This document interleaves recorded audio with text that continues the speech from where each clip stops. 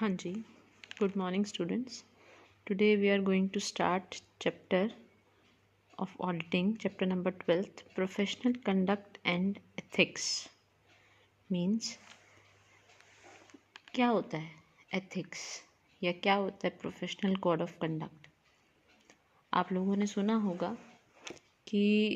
Doctors को भी कुछ अपने क्या है कुछ एथिक्स फॉलो करने होते हैं.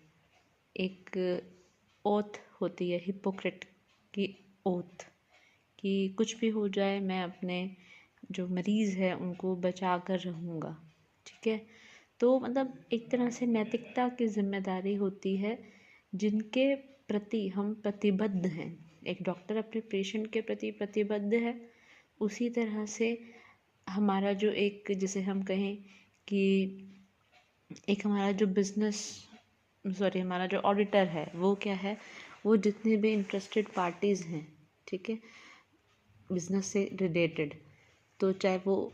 उनके ऑनर्स हैं, चाहे वो गवर्नमेंट हैं, जिनका भी उनमें इंटरेस्ट है तो वो उनके प्रति प्रतिबद्ध है किसी भी तरह से. तो उसके रिगार्डिंग उसकी नैतिक जिम्मेदारी है कि वो क्या है उसे पूरा करे. तो बहुत से प्रोफेशंस जो हैं क्या है अपने कोड ऑफ कंडक्ट्स बनाते हैं जिन्हें पूरा करना होता है. जैसे AIM में है, वो डॉक्टर्स के रिगार्डिंग कोड ऑफ कंडक्ट्स बनाता है. ठीक है, ICAWA है आपका, चार्टर्ड अकाउंटेंट्स के रिगार्डिंग कोड ऑफ कंडक्ट बनाता है. तो बहुत से कोड ऑफ कंडक्ट्स बने हुए हैं. तो एथिक्स का मीनिंग है क्या है, means morality and good conduct, कि जो भी आप काम कर रहे हैं वो क्या है नैतिकतापूर्ण होना चाहिए. आप अपनी मोरल वैल्यूज़ के साथ काम कर रहे हैं, मतलब जहाँ पर कहीं ना कहीं हम कहें कि अपना चरित्र शो हो, कि आप उस काम के साथ जो है वो बहुत ईमानदारी दिखा रहे हैं. ठीक है, तो बहुत अच्छे इंटरेस्ट में, सही हित में, डिफरेंट पार्टीज़ हैं उनके सही हित में क्या है आप काम कर रहे हैं. ठीक है, तो अब मोरालिटी जो है, मतलब अगर हम नैतिकता की बात करें तो मोरालिटी जो वर्ड आया आज के टाइम पे, कहते हैं उसमें क्या था, ट्रेडिशन और conventions involve through the years of growth of. कहते हैं जब हम बात करें सिविलाइजेशन की, जब से भी आपकी जो कहते हैं ना मनुष्यता या मानवता की ग्रोथ हुई है, तब से क्या है आपका, तो मोरालिटी उसमें क्या है आपके कुछ ट्रेडिशंस, कुछ कन्वेंशंस ना धीरे धीरे इवॉल्व हुई हैं. सिविलाइजेशन जैसे जैसे उसमें क्या थे कि जब पास्ट कल्चर था आपका आदि मानव का, तो जैसे जैसे हमारा जो मानव है वो उसका क्या है एक लेवल बढ़ता गया, उसी तरह क्या हुआ था मोरालिटी में भी ना कुछ क्या थी आपके थ्रू आउट द ईयर्स क्या है चीज़ें बदलती गई. ठीक है, तो बेसिकली मोरालिटी क्या है, एक तरह से guiding over a period of times की गाइड करते हैं, कुछ सिद्धांत हैं गाइड करते हैं कि इस तरह से इस मैनरफुल तरीके से क्या है किसी काम को करना है. तो ये प्रिंसिपल्स जो हैं, तो ये जितने भी सिद्धांत बने कि भाई हाँ आपको क्या है नैतिकता दिखानी है, अपने काम के प्रति प्रतिबद्धता दिखानी है, इंटीग्रेशन दिखाना है. ठीक है, काम को कॉन्फिडेंशियल रखना है, आपको संपूर्ण तरीके से करना है, बेईमानी नहीं करनी, ऑनेस्टी करनी है. तो कहते जितने भी सिद्धांत हैं, ठीक है, तो इसके पीछे कोई लॉफुल कोई वो लॉ एक्ट वगैरह कुछ नहीं है. ठीक है, और कोई अगर आप ये नैतिकता नहीं शो करते हैं तो कोई इसके पीछे कोई क्या है, आपको कोई चार्ज वगैरह पे नहीं करना, कोई उसके ऊपर कोई सज़ा वगैरह नहीं है. लेकिन फिर भी क्या है ये ऑलमोस्ट एक तरह से कह लो कि लॉ के अंडर क्या है,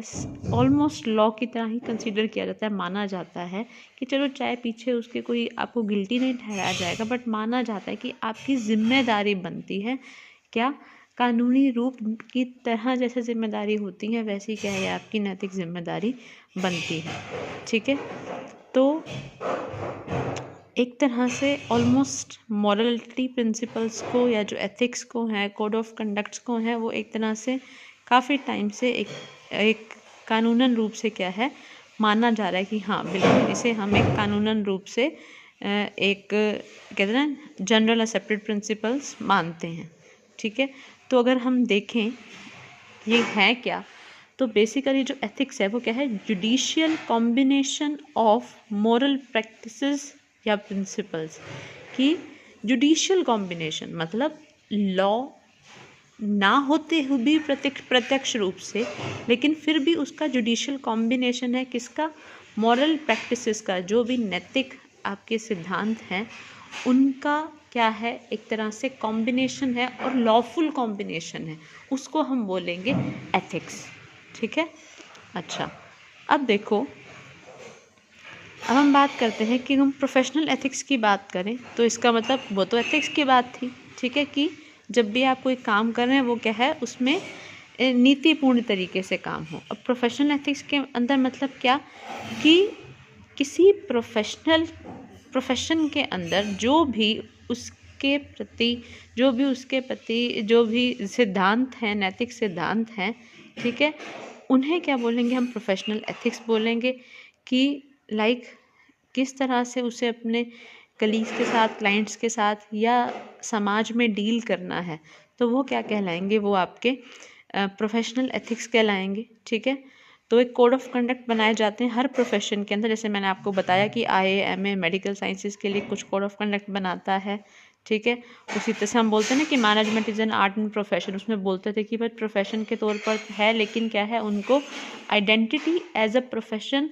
जो है मैनेजमेंट को, वो कोई पर्टिकुलरली नॉर्म्स के अकॉर्डिंग नहीं है, वो एक इन्फेंसी स्टेज में है। ठीक है। तो बट हम मानते हैं ना कि हाँ, उसमें जिम्मेदारियां हैं मैनेजमेंट में क्या है, लेवल्स होते हैं, मैनेजमेंट में प्रॉपर प्रोसेस फंक्शन होते हैं। तो हम, और उसमें क्या है कि भाई आप मतलब एक तरह से उसे प्रोफेशन, हम हर तरीके से उसे एक प्रोफेशन मानते हैं, मैनेजमेंट को, एक मैनेजर को एक प्रोफेशनल माना जाता है। तो बिल्कुल उसके भी कोड ऑफ कंडक्ट्स हैं, बट उनके कोड ऑफ कंडक्ट्स को कभी भी क्या है, रिटन डॉक्यूमेंटेड यूनिवर्सल लेवल के ऊपर दिया नहीं गया है अभी तक, लेकिन फिर भी हमें क्या है, प्रोफेशन उसको मानता है। ये हम बीकॉम फर्स्ट ईयर के अंदर भी पढ़ कर आए हैं। ठीक है। तो कुछ प्रिंसिपल्स होते हैं हर एक प्रोफेशन को करने का, एक मैनरिज्म होता है, that are known as professional ethics. ठीक है। और एक्सपेक्ट किया जाता है कि जो सारे मेंबर्स हैं वो फॉलो करेंगे। ठीक है। और वो पब्लिक हित में ध्यान में रखते हुए सारे मैनेजर्स के हैं वो फॉलो करेंगे उन प्रिंसिपल्स को, उन मॉरल एथिक्स को। हाँ जी। तो अब बात आती है प्रोफेशनल एथिक्स फॉर ऑडिटर्स। कहते हैं ऑडिटर के लिए भी कुछ क्या है, गाइडलाइंस है, कुछ सिद्धांत हैं कि उसे क्या होना चाहिए, अपने एम्प्लॉयर जिसे उसने हायर किया है, मतलब या जो क्लाइंट है, तो उसे क्या है, उसके साथ बहुत ही सिंसियर होना चाहिए। ठीक है। और उसका मतलब इतना सिंसियर होना चाहिए कि वो क्या है, उसके ऊपर पूर्ण रूप से विश्वास कर सके। और क्या है, क्योंकि जो ऑडिटर का काम है, उस ऑडिटर के काम जो वो कर रहा है, उसका इम्पैक्ट जो है वो नंबर ऑफ पर्सन्स के ऊपर पड़ना वाला है। ठीक है। चाहे वो डायरेक्टर्स हैं, चाहे वो मतलब ऑर्गेनाइजेशन से जुड़ा हुआ हर पर्सन, चाहे जिन्होंने इन्वेस्ट कर रखा है, चाहे आपके लेंडर्स हैं, चाहे गवर्नमेंट है, टैक्स अथॉरिटीज़ हैं, ओनर्स हैं, शेयर होल्डर्स हैं, उनके ऊपर पढ़ने वाला है, चाहे डायरेक्टली पढ़ने वाला है, चाहे इनडायरेक्टली पढ़ने वाला है, कि जो वो रिपोर्ट देने वाले हैं तो उसी के बेसिस के ऊपर ही रिलाई कर वहाँ अपना डिसीजन लेंगे कि भाई इन्वेस्ट करूँ, मेरा लोन जो है कब तक रीपे हो पाएगा। तो इसीलिए क्या है, इसलिए जो है वो उसकी एक नैतिक जिम्मेदारी बनती है कि क्या हो, वो बहुत ईमानदारी से, सिंसेरिटी से अपना काम करे, और जो भी काम करे, जो रिजल्ट्स निकाल कर दे, वो क्या हो, एक विश्वसनीय हो, रिलायबल हो। ठीक है। तो उसे बहुत high level of moral standard maintain करना पड़ेगा, उसमें इतनी क्षमता, इतनी सक्षमता होनी चाहिए, सिंसेरिटी, एक अखंडता, इंटेग्रिटी, कि मुझे क्या है, मैं अपने जो है ना, क्या कहते हैं ना, कि अनख, या यूँ कहें कि एक वर्ड होता है पंजाबी में अनक, की जो भी मेरा एक स्टैंडर्ड्स हैं, ठीक है, मैं एक अखंडता को भूलूंगा नहीं। जो मैं जिस काम को जैसे करना चाहिए, वो काम को मैं पूरी ईमानदारी, निष्पक्षता जो है उसके साथ करूँगा। ठीक है। अखंडता को बनाए रखूँगा, तो कोई भी फ्लॉ नहीं होगा वहाँ पे। ठीक है। अब ऑडिटर की ड्यूटी है कि क्या है, कि जो इन्फॉर्मेशन वो बता रहा है, डिस्क्लोज़ कर रहा है कहीं पर भी, वो सही होनी चाहिए। और कोई भी इन्फॉर्मेशन वो दे रहा है, फाइनेंशियल इन्फॉर्मेशन जो है वो, अगर उस इंफॉर्मेशन से क्या होता है, किसी को कोई डैमेज या कोई लॉस होता है, ठीक है, मतलब अगर उसने कोई गलत इन्फॉर्मेशन दे दी है और उससे कोई डैमेज या लॉस होता है किसी को, लेंडर को, क्रेडिटर को, इन्वेस्टर को, और it may not rely on the accounts which has been certified as correct by the auditor. इसका मतलब रिपोर्ट्स दी हैं तो इसका मतलब क्या था कि उनको रिलाई नहीं करना चाहिए था जो उसने सर्टिफाई किए थे। तो इट मीन्स उसे जो भी काम कर रहा है वो नैतिक रूप से पूर्ण हो, ठीक है, मॉरली हो, और उसे अपना कॉन्फिडेंस क्या है अटेन करना है, किसका, जितने भी इंटरेस्टेड पार्टीज़ हैं उनका कॉन्फिडेंस अटेन करना है, या जो भी आपकी क्लाइंट है जिसने हायर किया है उन्हें उनका कॉन्फिडेंस अटेन करना है, ठीक है, अपनी ड्यूटीज़ को ईमानदारी से करते हुए एक इंटेग्रिटी बना के कि जो भी काम कर रहा है वो पूरी ऑनेस्टी से कर रहा है और पूरी नैतिक जिम्मेदारी ईमानदारी से कर रहा है। तो उसे पूरा क्या है एक तरह से एश्योरेंस देना पड़ेगा जितने भी स्टेक होल्डर्स का मतलब क्या है, इंटरेस्टेड पार्टी, चाहे वो लेंडर्स हैं, चाहे वो शेयर होल्डर्स हैं, ओनर्स हैं, एम्प्लॉयज़ हैं, क्रेडिटर्स हैं, इन्वेस्टर्स हैं, गवर्नमेंट है, टैक्स अथॉरिटी है। तो एश्योरेंस देना होगा उसे अपनी काम को ईमानदारी से नैतिकता पूर्ण करके इंटेग्रिटी बना कर कि प्रॉपर कि वो क्या है सारा काम जो है वो बहुत ही सही तरीके से कर रहा है, तो उसे एश्योरेंस देना पड़ेगा उसको, ठीक है। तो अब देखो कुछ प्रिंसिपल्स हैं जो उसे फॉलो करने हैं। पहला प्रिंसिपल है इंटेग्रिटी का। इंटेग्रिटी का मतलब होता है अखंडता, ईमानदार, कि उसे सच्चा होना होगा, ठीक है। तो प्रिंसिपल ऑफ इंटेग्रिटी उसके ऊपर एक क्या है बाध्यता, एक ऑब्लिगेशन लगाता है ऑडिटर के ऊपर कि उसे क्या है ईमानदार रहना है, स्ट्रेट जो सच है सामने रख दो, ठीक है। जितने भी उसके बिजनेस प्रोफेशनल या बिजनेस रिलेशनशिप हैं उसके अंदर उसे स्ट्रेट फॉरवर्ड और ऑनेस्ट होगा कि कोई भी ऐसा नहीं, किसी के साथ कोई मिली भगत नहीं करनी, किसी के इन्फ्लुएंस में नहीं आना, जो सामने है उसे स्पष्ट रूप से वो रखेगा, ठीक है। तो इसका मतलब बिल्कुल सही होगा, फेयर डीलिंग होगी, ठीक है, सच्चाई होगी, पूर्ण सच्चाई होगी, ट्रूथफुलनेस होगी, ठीक है। अच्छा, ऑडिटर जो है वो जानबूझकर ऐसी किसी रिपोर्ट के साथ जो है या ऐसी किसी इंफॉर्मेशन के साथ संलिप्त ना हो, एसोसिएट ना हो जिसके अंदर क्या है मटीरियलिस्टिकली फॉल्स हो या मिसलीडिंग स्टेटमेंट हो, ये उसे ध्यान में रखना है। या ऐसी स्टेटमेंट हो जो इन्फॉर्मेशन बहुत ही बेकार तरीके से फर्निश की गई है, एक बिल्कुल केयरलेसली तरीके से की गई है, ठीक है। तो ऐसी स्टेटमेंट ना हो, ऐसी इन चीज़ों में उसे संलिप्त नहीं होना है। और ऐसी और क्या है कि कोई ऐसी इन्फॉर्मेशन छुपाई ना गई हो जो क्या है इंक्लूड की जानी चाहिए थी, और उसका ना होना, ओमिशन या ऑब्स्कर्टी,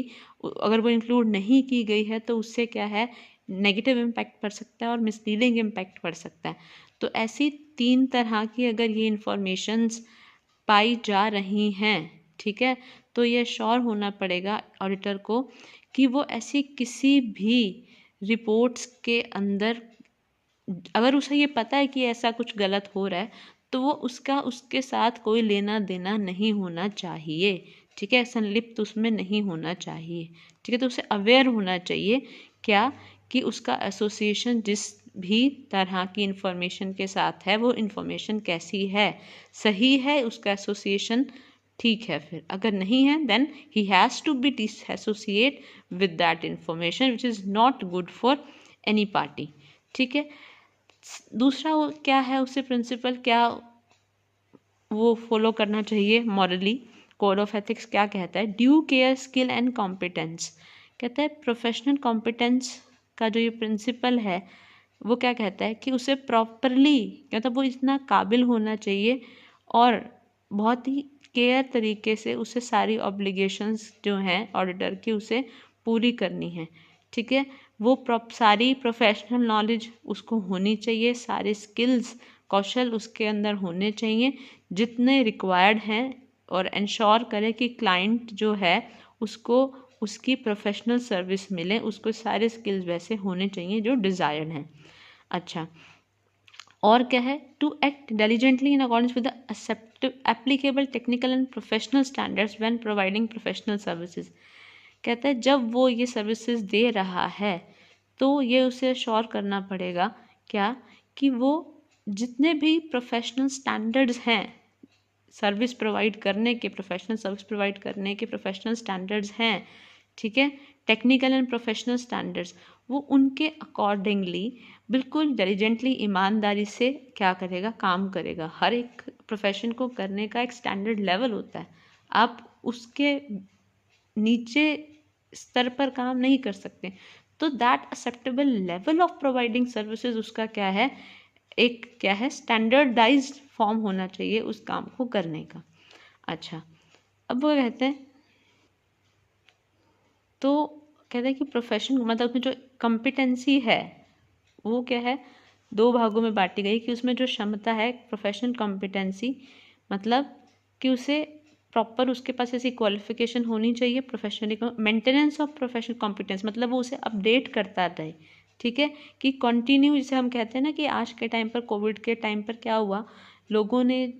घर बैठे बैठे कुछ कोर्सेज प्रोफेशनल किए, अपग्रेड के ऊपर किए, या आपके क्या हैं यूडेमी पर किए, कॉर्सेरा पे किए, एडेक्स पे किए, ठीक है, नेप्टल के ऊपर किए। तो कॉन्टीन्यूसली उसके पास उस काम को करने की कुशलता है, प्रोफेशनल कुशलता है, डिग्री है, साथ ही साथ वो कॉन्टीन्यूसली उस क्षेत्र में क्या नए नए आयाम खुल रहे हैं, क्या अपग्रेडेशंस हो रही हैं, तो वो भी अपने आप को उसे अपडेट रखना पड़ेगा ना, कॉन्टीन्यूसली अवेयर होना पड़ेगा कि रेलिवेंट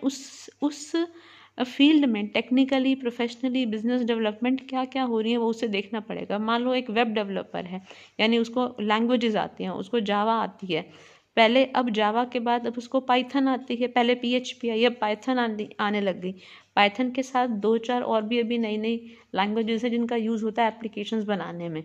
तो मतलब देखिए एप्लीकेशंस क्या होती हैं, वो एक ना सिंगल हैंड नहीं बनती, एक बैक एंड पे बनती है, एक फ्रंट एंड पे बनती है। तो बैक एंड किस में बनाना है और फ्रंट एंड किस में बनाना है, वो दोनों को इंटीग्रेट कैसे करना है, तो हर एक की कोडिंग क्या है, अलग होती है, और मर्ज करने का तरीका अलग होता है, ठीक है। तो वो उसे क्या है, अपग्रेड होना पड़ेगा। ये नहीं कि बस जो सीखा एक बार ठहर गया, then he has to maintain his professional competency over a period of time. Updations को क्या करना होगा, अपने आप को जो भी अपडेशंस हो रही हैं उसके अकॉर्डिंग अपने आप को अपग्रेड करना पड़ेगा। अच्छा, तो क्षमताओं को बढ़ाता रहे कि एक प्रोफेशनल एनवायरनमेंट चेंज हो रहा है, कॉम्पिटेंसी तो है ना, आप भी एक कॉम्पिटिटिव वर्ल्ड में हो, आपसे बेटर ह्यूमन कैपिटल आ गई जिसके पास और बेहतर स्किल्स हैं, फिर वो आपका जगह ले लेगा, ठीक है। अच्छा, तो ऑडिटर को भी क्या है, अपग्रेडेड होना चाहिए, उसे पता होना चाहिए भाई एक्ट्स में क्या क्या चेंजेस आए हैं, टेक्निकली क्या चेंजेस आए हैं, भाई सॉफ्टवेयर यूज़ हो रहा है तो वो भी उसे आना चाहिए, ठीक है। तो उसे डिलीजेंसी की हम बात करें कि वो रिस्पॉन्सिबिलिटी से काम करे, जो भी केयरफुली तरीके से काम करे, टाइम पे काम करे, जैसा उसको असाइनमेंट या प्रोजेक्ट मिला है। अच्छा, तो उसे रिस्पॉन्सिबली काम करना है अंडर द प्रोफेशनल अकाउंटेंट की अथॉरिटी के अंदर, प्रोफेशनल कैपेसिटी के ऊपर, और उसके पास प्रोफेशनल प्रॉपर उसकी ट्रेनिंग भी होनी चाहिए, सुपरविजन भी क्या है, होना चाहिए। ऑडिटर को शेल मेक क्लाइंट्स और एम्प्लॉयज़, अच्छा उसे क्या है, कहते हैं कि अब जो सर्विसेज वो प्रोवाइड कर रहा है उसे पहले से ही अपने क्लाइंट को, एम्प्लॉयज़ को, या जो यूज़र हैं जो उसकी सर्विसेज को ले रहे हैं उनको अवेयर कराना चाहिए कि इन सर्विसेज की कुछ लिमिटेशंस भी होंगी। हर वो कहते हैं ना, अपनी अगर एक अपने आप को सही प्रस्तुत कर दो, चाहे आप में कोई खामी है अगर वो भी बता दो, तो आगे आप पे डाउट करने का कुछ रह ही नहीं जाए ना, क्योंकि आपने वो पहले ही बता दिया, ठीक है। हाँ, अब बात आती है कॉन्फिडेंशियलिटी की, मतलब प्रिंसिपल ऑफ कॉन्फिडेंशियलिटी क्या कहता है कि वो एक तरह से बाध्य करता है ऑडिटर को कि that he has to refrain from, मतलब उसे बचना है क्या, कि उसे डिस्क्लोज नहीं करना कोई भी ऐसी कॉन्फिडेंशियल इंफॉर्मेशन, ठीक है, जो क्या है, जो उसे मिली हो उस प्रोफेशनल और उस बिजनेस रिलेशनशिप से, बिना किसी मतलब जब तक कोई अथॉरिटी उसे ये ऑर्डर नहीं देती कि भाई आप ये इन्फॉर्मेशन शेयर कर सकते हो, ठीक है, तो मतलब तो या कोई लीगली कोई उसके पास एक अधिकार नहीं है, प्रोफेशनल राइट उसे डिस्क्लोज करने का, तो कोई भी बात वो है डिस्क्लोज नहीं करेगा कंपनी के बारे में। और उसे क्या नहीं करना, उस कॉन्फिडेंशियल इंफॉर्मेशन को यूज़ नहीं करना, ठीक है, अपनी पर्सनल एडवांटेज के लिए या किसी और थर्ड पार्टी के एडवांटेज के लिए। तो जो भी उसका प्रोफेशनल और बिजनेस रिलेशनशिप की वजह से जो भी रिजल्टेंट निकल कर आया है, जो उसने सेवाएं दी, उससे कुछ पता चला है, तो वो अपने फ़ायदे के लिए उस इन्फॉर्मेशन का यूज़ नहीं करेगा। ठीक है, तो क्या है, कॉन्फिडेंशियलिटी बना कर रखनी है। ठीक है, और सामाजिक एनवायरनमेंट में होते हुए भी बना के रखनी है कॉन्फिडेंशियलिटी। और क्या है, अलर्ट रहना है। कई बार क्या होता है, डिस्क्लोज कहीं से हो जाए, कहीं इन्फॉर्मेशन लीक हो जाए, तो वो भी अलर्ट रहना है। ठीक है, किसी क्लोज बिजनेस के पास कॉम्पिटिटर के पास कोई कहीं से क्या है वो इन्फॉर्मेशन डिस्क्लोज हो जाए, ठीक है, तो या इमीडिएट फैमिली मेम्बर को वहाँ पर किसी को भी नहीं बतानी, वो इतनी सीक्रेसी होनी चाहिए। ठीक है, कि भाई हाँ ये तो मेरा नोन है तो क्या हो गया बता दूँ, नहीं करना ये चीज़। He has to refrain from that things. Auditor shall maintain, अच्छा, विद इन द फर्म भी उसको इन्फॉर्मेशन कॉन्फिडेंशियल बना के रखनी पड़ेगी। और क्या है कि स्टाफ वगैरह जो है ऑडिटर के कंट्रोल के अंदर, ठीक है,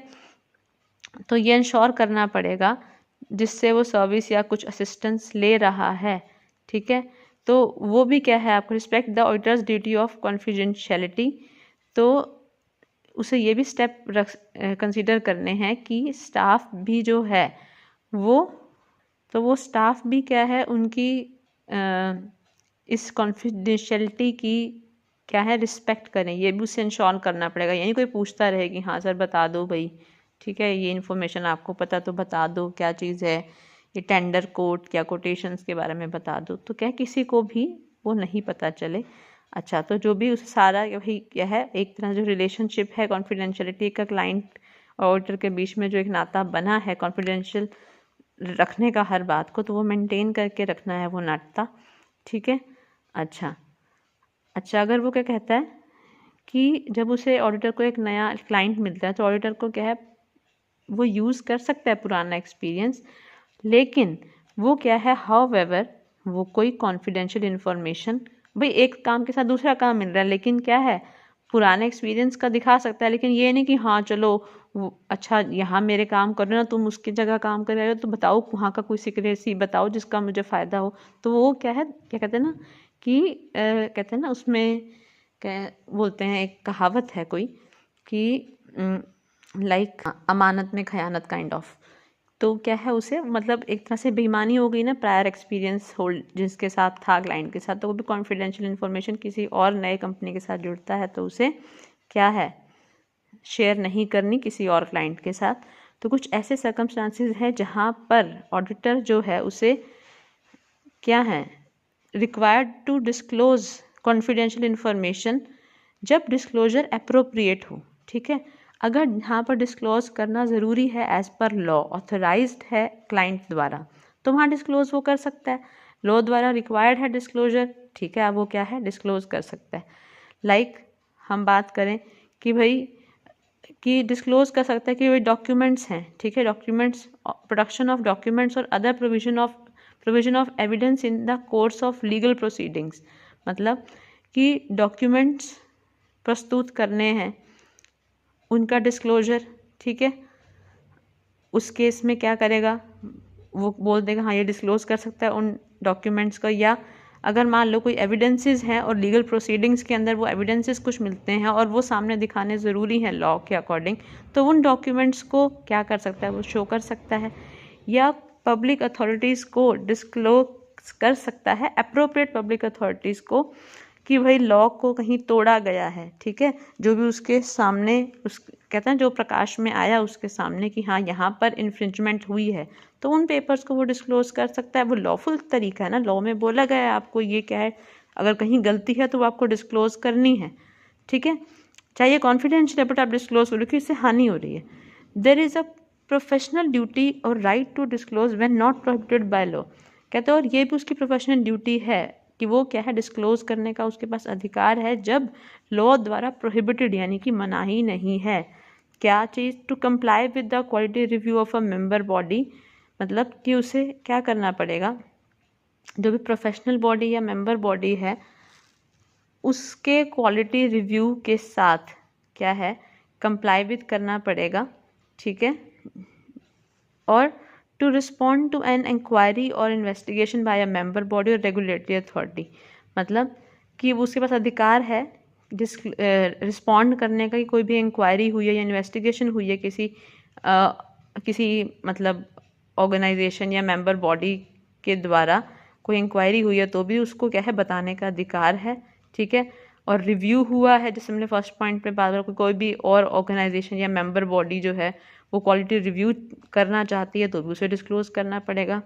प्रोफेशनल इंटरेस्ट को बचाए रखने के लिए ऑडिटर के लीगल प्रोसीडिंग्स में, ठीक है, कि भाई उसके जब प्रोफेशन की बात आ गई तो उन इंटरेस्ट को बचाए रखने के लिए उसको डिस्क्लोज करना पड़ेगा उन चीज़ों को। To comply with technical standards and ethics requirement, technical ethical requirements और टेक्निकल स्टैंडर्ड्स को कंप्लाई विद करने के लिए कि हाँ जो भी उसने काम किया वो एथिकली कोड ऑफ कंडक्ट के अकॉर्डिंग किया, मॉरली रहते हुए किया, तो वो भी वहाँ पर उसे डिस्क्लोज करने का राइट है।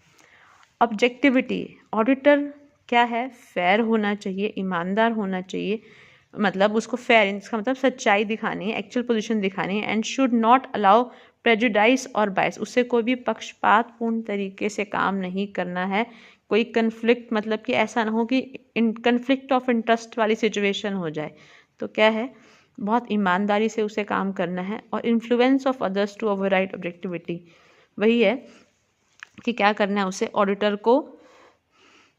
प्रॉपर एक्चुअल पोजीशन दिखानी है, किसी का भी क्या है अहित ना हो और किसी के इन्फ्लुएंस के अंदर नहीं आना है, ठीक है। बहुत ईमानदारी से काम करना है। प्रोफेशनल बिहेवियर, प्रोफेशनल अकाउंटेंट को क्या करना है, इस तरह से एक्ट करना है, इस तरीके से कि मतलब इस तरह मतलब ऑडिटर को एज प्रोफेशनल अकाउंटेंट इस तरह से एक्ट करना है consistent with good reputation of profession, कि जो प्रोफेशन में जो हम एक गुड रेपुटेशन मानते हैं ना कि इस तरह से काम किया जाए, तो वो उस तरह से उस रेपुटेशन को मेंटेन करते हुए प्रोफेशनल बिहेवियर बनाकर रखना है, ठीक है। उसका एक जो चरित्र होगा ना कि उसको अपना वो प्रेजेंट करना है, वो इस तरह से बताना है कि जिस तरह से उसकी एक कहते हैं ना एक रैंक की, एक पोजीशन की, एक गद्दी की साख होती है, वो एक गद्दी पर रहते हुए आपको काम एक्ट करना है, ठीक है। ये नहीं कि आप इनफॉर्मली काम शुरू कर दो, ठीक है। तो वो उसको भी क्या है मेंटेन करके रखना है उसे, और ऐसा कंडक्ट करने से बचना है जिससे क्या है उसके प्रोफेशन के ऊपर डिस्क्रेडिट मतलब एक धब्बा लगे, या उसको एक छोटा समझा जाए उस प्रोफेशन में, क्या ये देखो इतनी बड़े प्रोफेशन पे है और क्या ये छोटे से। अब ऑब्वियसली बात है ना, जाकर वो किसी के साथ क्या है एक लो लेवल एरिया पे जाके स्मोकिंग कर रहा है, ठीक है, तो वो गंदा लगता है, तो ऐसा कोई काम नहीं करना, उसका कंडक्ट में ऐसा शो नहीं होना चाहिए, ठीक है। तो उसके एक स्टैंडर्ड, उसको एक अपनी फिगर मेंटेन करनी है, ठीक है। तो ऐसा कुछ भी और क्योंकि उस पर धब्बा लगेगा तो उसके जो IFAC मेंबर बॉडीज़ हैं, ठीक है, तो एक बॉडी के ऊपर भी धब्बा लगता है ना जिसने कोड ऑफ कंडक्ट बनाया है, जो डेवलप कर रही है एथिकल स्टैंडर्ड्स। अच्छा, तो वो बहुत लोगों के लिए क्या है रिस्पॉन्सिबल है, इसलिए क्या है उसे अपनी एक साख जो है प्रोफेशनल साख बना के रखनी है। टेक्निकल स्टैंडर्ड्स, एक ऑडिटर को क्या है सारी प्रोफेशनल सर्विसेज अकॉर्डिंग जो भी उसे काम करना है, सारी professional services according to relevant technical और प्रोफेशनल स्टैंडर्ड्स के अकॉर्डिंग ही करनी है। वो तो था पीछे अपने कोड ऑफ कंडक्ट की साख बचा के रखनी है, यहाँ एज पर टेक्निकल या जो प्रोफेशनल स्टैंडर्ड्स बने हुए हैं उस काम को करने के, उसके अकॉर्डिंग ही सर्विसेज प्रोवाइड करनी है। इसके उसकी ड्यूटी है कि वो बहुत ईमानदारी से, केयर से और प्रॉपर स्किलफुल तरीके से क्या करें, वो अपनी क्षमता का कुशलतापूर्ण तरीके से क्या है काम करे, ठीक है। और क्या है, और उसकी ये ड्यूटी है कि वो क्या करे, वो अपने क्लाइंट के कहे अनुसार उनकी इंस्ट्रक्शंस के अनुसार जो है वो जो भी अखंडता को बरकरार रखने के लिए वो सारी ड्यूटीज़, ऑब्जेक्टिविटी को प्रॉपरली उसको बरकरार रखने के लिए वो सारी ड्यूटीज़ को पूरा करे, ठीक है। टेक्निकली और प्रोफेशनल स्टैंडर्ड्स को मेंटेन करके रखे जो भी बनाए गए हैं international standards on accounting IFAC द्वारा, इंटरनेशनल अकाउंटिंग स्टैंडर्ड्स बोर्ड द्वारा, मेंबर्स प्रोफेशनल बॉडी या अदर रेगुलेटरी बॉडी द्वारा, या रेलिवेंट लेजिस्लेशंस जो बनाए गए हैं इन जितने भी स्टैंडर्ड्स प्रोफेशनल्स ने मेंटेन किए हैं उन टेक्निकल या प्रोफेशनल स्टैंडर्ड्स को क्या है उसे फॉलो करना है। तो क्या है उद्देश्यात्मक तरीके से और अखंडतापूर्ण तरीके से सच्चाई से, ठीक है, और अपनी कंपैटिबिलिटी से क्या है उस काम को उसे करना है। अब क्या कहते हैं professional ethics under chartered accountant act 1949 कहता है चार्टर्ड अकाउंटेंट्स जो हैं वो क्या है बेसिकली जितने भी सीएज होते हैं हमारी कंट्री के अंदर आज के संदर्भ में ICAI institute of chartered accountant of India द्वारा गवर्न किए जाते हैं। उसमें उनके निगरानी में ही सारे वो काम करते हैं, उसके अंदर रजिस्टर्ड होते हैं और उनके कुछ प्रोफेशनल ड्यूटीज़ और अधिकार होते हैं। तो उन्होंने कुछ गाइडलाइंस बताई गई है उनके लिए, चार्टर्ड अकाउंटेंट्स के लिए, उनके जॉब और कंडक्ट के रिगार्डिंग, ठीक है, कि उनको अपने मोराल को कैसे बूस्टअप रखना है, कैसे उन्हें नैतिक रूप से क्या है ईमानदार नैतिकता रखनी है अपने कार्य के प्रति, और उन्हें मोटिवेट किया जाता है ताकि एक पब्लिक कॉन्फिडेंस आए उनके प्रति लोगों में, ठीक है। It is in the spirit of confidence that an auditor report command respect, इसीलिए तो क्या है ना कि ये एक ऑडिटर्स का एक कॉन्फिडेंस ही है ऑडिटर्स की रिपोर्ट के अंदर जो एक बना होता है, जिससे क्या है पूरे सीए के सर्कल्स में उनकी एक रिस्पेक्ट होती है। तो वो कॉन्फिडेंस, तो वो अगर एक सीए गड़बड़ी करता है तो वो धब्बा हो जाता है उस ICAI जो एक अथॉरिटी बनाई है सरकार ने एक जो एक्ट के अंडर। अब जब कभी सत्यम में घोटाला हुआ था, राजू रामलिंगम ऑडिटर ने बहुत बड़ा करोड़ों का घोटाला हुआ था, तो उस वजह से क्या हुआ, अब सत्यम की तो बदनामी हुई लेकिन एक ऑडिटर अपने काम को ईमानदारी से नहीं कर रहा और वो क्या है ऑनर्स के साथ या जो उनका मैनेजमेंट के साथ संलिप्त होकर वो इतनी बड़ी धांधली कर रहा, तो कहीं ना कहीं ऑडिटर जो प्रोफेशन है, ऑडिटर का जो प्रोफेशन है, बाकी सीएज हैं उनके ऊपर भी तो क्या विश्वसनीयता नहीं रहेगी ना बाकी लोगों की, इसीलिए ICAI की भी फिर बदनामी है, ठीक है। तो ICAI जो एक्ट आई थी इसके बारे में बोला हुआ है कि भाई ये पार्लियामेंट में एक्ट पास हुआ था जब ये एग्जिस्टेंस में आया, institute of chartered accountant act 1949 के टाइम पर पार्लियामेंट में एक एक्ट पास हुआ। तो उसने बताया था कि भाई एक्ट ने बताया कि प्रोफेशनल मिसकंडक्ट जो है चार्टर्ड अकाउंटेंट का डिफाइन किया कि क्या होता है, और बताया एम्पावर किया काउंसिल को कि उसे क्या है इंक्वायर करना है conduct of any member of institute, कि जो भी इंस्टीट्यूट का कोई भी मेंबर है उसे कैसा कंडक्ट चल रहा है वो निगरानी रखते हैं उसके ऊपर, क्योंकि पार्ट है ना, रजिस्टर्ड है उसके अंदर, ठीक है। तो अब सेक्शन 4 चार्टर्ड अकाउंटेंट एक्ट 1949 का एक इंटरालिया वो कहता है कि एक person shall not be entitled to have his name entered in or born on the register of the institute if he is of unsound mind and stands so adjudged by the competent court or is undischarged insolvent, has been convicted by a competent court whether within or without India of an offence involving moral turpitude punishable with transportation or imprisonment, or an offence not of technical nature committed by him in the professional capacity unless in respect of offence committed he has either been granted a pardon on application made by him in his behalf, the concerned central government has by an order in writing removed the disability। वो क्या कहता है कि एक person उसका नाम registered जो है इंस्टीट्यूट ऑफ चार्टर्ड अकाउंटेंट के रजिस्टर में एंटर नहीं होगा अगर वो अनसाउंड माइंड का माना जाता है, मतलब पागल जो होता है लूनेटिक है वो माना जाता है, या कोर्ट द्वारा उसको क्या है निष्कासित कर दिया जाता है, एडजर्डेड कर दिया जाता है, या अनडिस्चार्ज उसे एक तरह से इंसॉल्वेंट करार कर दिया जाता है, या उसे क्या है एक कन्विक्टेड मतलब एक उसे क्या है एक मुजरिम माना जाता है कोर्ट द्वारा विद इन या विदाउट इंडिया, और कोई भी उसने ऑफेंस किया है जिसमें क्या है नैतिक टर्पिट्यूड मतलब मोरल रूप से उसने क्या है बेईमानी करी, नैतिकता का उल्लंघन किया, भंग किया उसको और उसे पनिश किया गया है, ठीक है, उसे इम्प्रिजनमेंट सज़ा दी गई है, या उसे कोई उसने ऑफेंस किया है टेक्निकल नेचर का, या उसने कुछ भी प्रोफेशनल कैपेसिटी के अंदर होते हुए, ठीक है, उसने कोई भी क्या है ऑफेंस किया है, unless in respect of offence मतलब कि तो क्या है, सेंट्रल गवर्नमेंट ने जो सारे निर्देश दे दिए कि उसका नाम क्या है रजिस्टर्ड नहीं होगा उस बुक्स में। इंडियन इंस्टीट्यूट जो भी चार्टर्ड अकाउंटेंट का है, इंस्टीट्यूट चार्टर्ड अकाउंटेंट, उसके रजिस्टर में नाम दर्ज नहीं किया जाएगा, हटा दिया जाएगा अगर है तो। और वो रिमूव किया जा सकता है मेंबरशिप की, जो है इंस्टीट्यूट की मेंबरशिप, अगर उसके ऊपर इंक्वायरी बैठती है, वो गिल्टी पाया जाता है मिसकंडक्ट की वजह से, या जो प्रोफेशनल को क्या है उसको ढंग से ना निभाने की वजह से वो गिल्टी पाया जाता है। अगर मिसकंडक्ट जो किया गया है जिसमें काउंसिल को लगता है कि कोई भी मेंबर जो है इंस्टीट्यूट का गिल्टी है, या उसने कोई ऑफेंस किया है, या मिसकंडक्ट पाया गया है, ठीक है, सेक्शन 4 के अंदर ही, पहले सेक्शन 4 बताया भी था मैंने आपको, ठीक है, तो वो क्या है, वो फॉरवर्ड किया जाएगा केस हाई कोर्ट को विद इस रिकमेंडेशंस। तो हाई कोर्ट क्या है, चार्टर्ड अकाउंटेंट को अपॉर्चुनिटी देता है कि उसे सुना जाएगा, और फिर हाई कोर्ट वर्डिक्ट पास करेगा अपना, क्या है वर्डिक्ट, मतलब अपना जो है सज़ा या जो भी उसका, कि वो क्या वर्डिक्ट देता है, बयान जो उसका होगा, लास्ट रिजल्ट। तो हाई कोर्ट ऑल के पास पावर है कि वो अपील सुन सकता है काउंसिल, जो इंस्टीट्यूट की काउंसिल है उसके निर्णय के अगेंस्ट,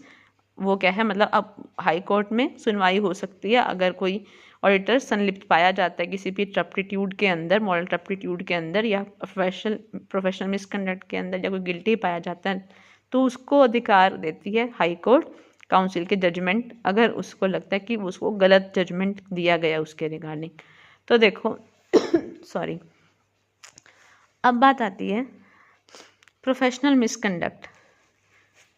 चलो ये हम एक काम करते हैं, नेक्स्ट वीडियो में करते हैं, ठीक है, ओके।